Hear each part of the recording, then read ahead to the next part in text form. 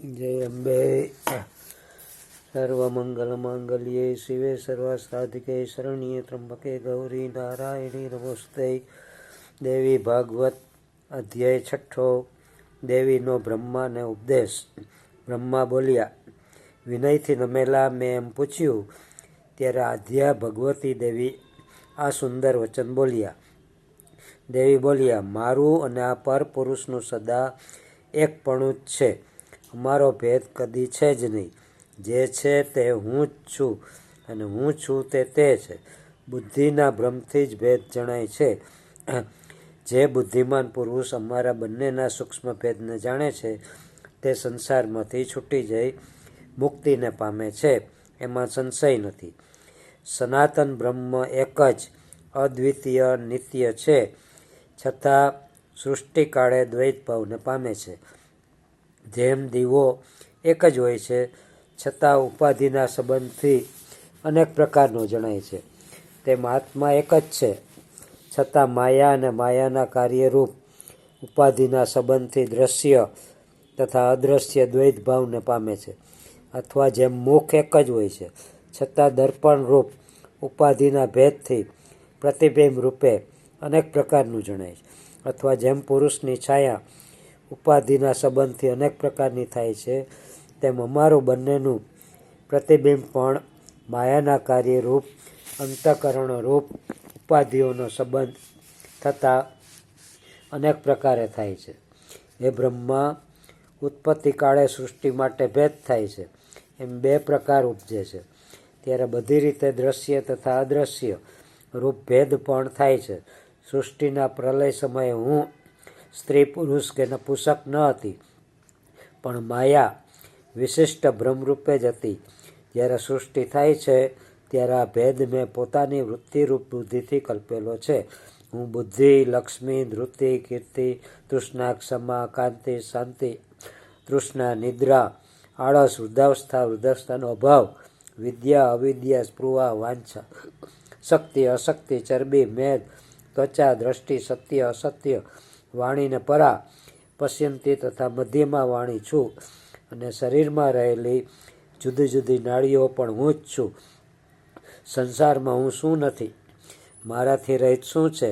હે કમળમાં જન્મેલા, બધું હું જ છું એમ તમે નક્કી જાણો. આ મારા નિશ્ચિત સ્વરૂપથી રહિત શું છે તે તમે મને કહો. માટે બ્રહ્મા, આ સૃષ્ટિમાં હું જ બધો વિસ્તાર પામેલું છું. હું જ સર્વ દેવોમાં જુદા જુદા નામો ધારણ કરનારી શક્તિ રૂપે થાઉં છું અને પરાક્રમ કરું છું.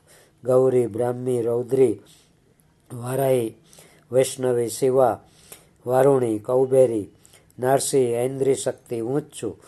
બધા કાર્યો થાય છે ત્યાં હું તેઓમાં પ્રવેશું છું અને તે પુરુષને નિમિત્ત રૂપ કરી હું જ સર્વ કાર્યોમાં કરું છું. જળમાં શીતળતા, અગ્નિમાં ઉષ્ણતા, સૂર્યમાં તેજ અને ચંદ્રમાં ચાંદની જે પ્રમાણે જોઈએ તે પ્રમાણે હું જ મારી ઈચ્છાનુસાર થાઉં છું.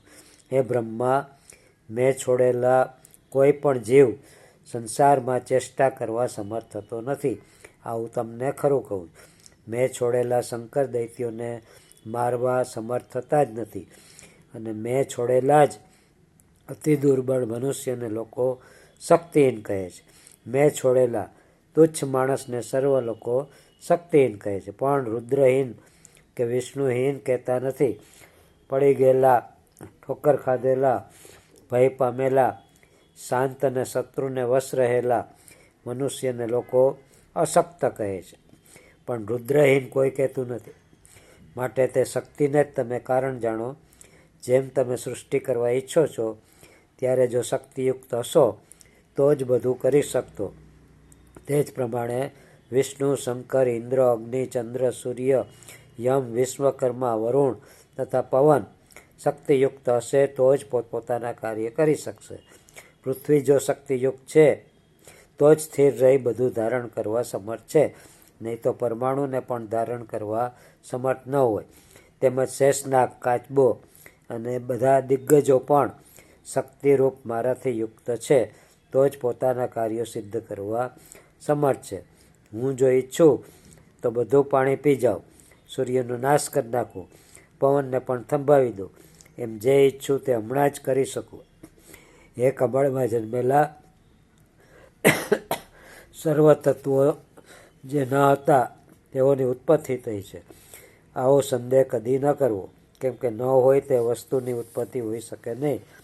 માટે સતરૂપે હયાત તત્વોની ઉત્પત્તિ થઈ છે એમ સમજવું.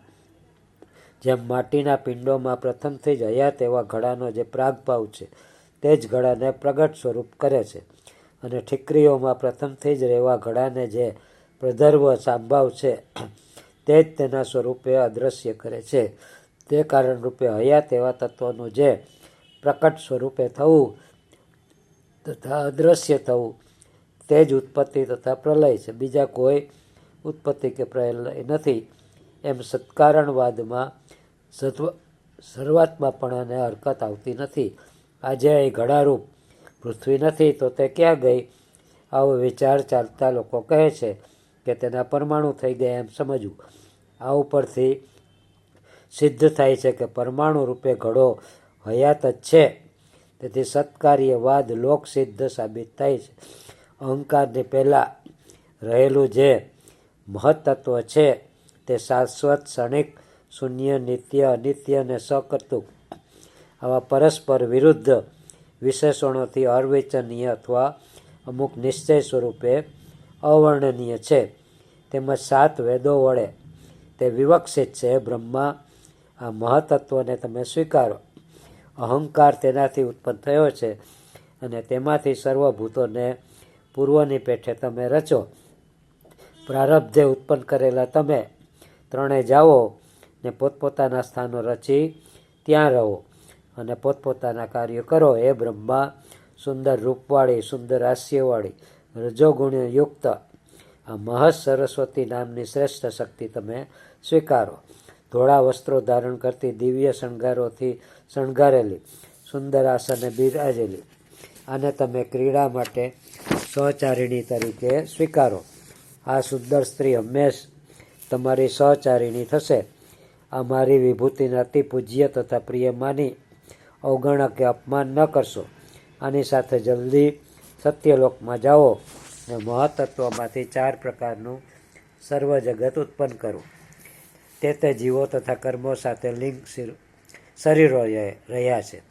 તેઓને જેમ પૂર્વકાળે તમે સર્જ્યા હતા તેમ સર્જો.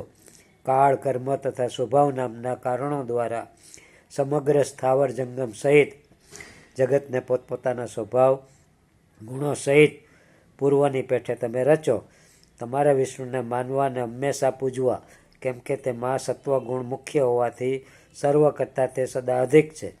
જ્યારે જ્યારે તમારું કોઈ મુશ્કેલ કાર્ય હશે ત્યારે ત્યારે વિષ્ણુ પૃથ્વી ઉપર અવતાર લેશે.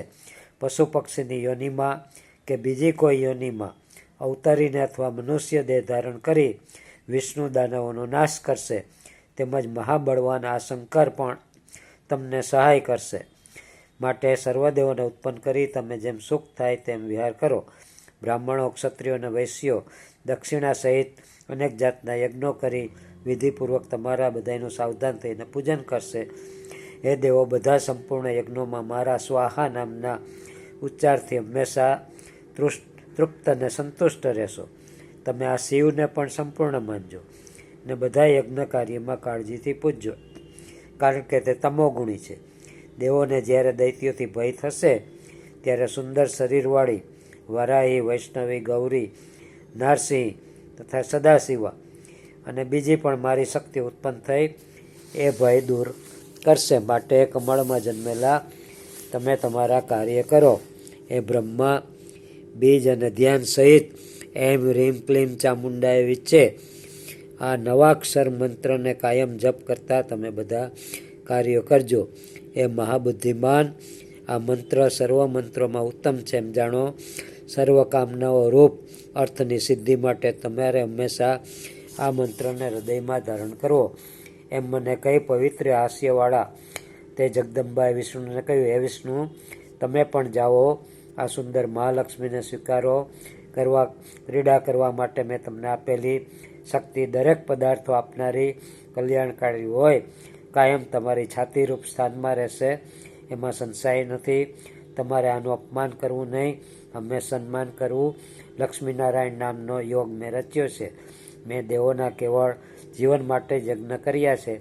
તમારે ત્રણેય હંમેશા વિરોધ કર્યા વિના સમથી વર્તવું. તમે બ્રહ્મા અને શિવ આ ત્રણેય દેવો મારા ગુણથી જન્મ્યા છો. દરેકને માન્ય પૂજ્ય થતો એમાં સંશય નથી.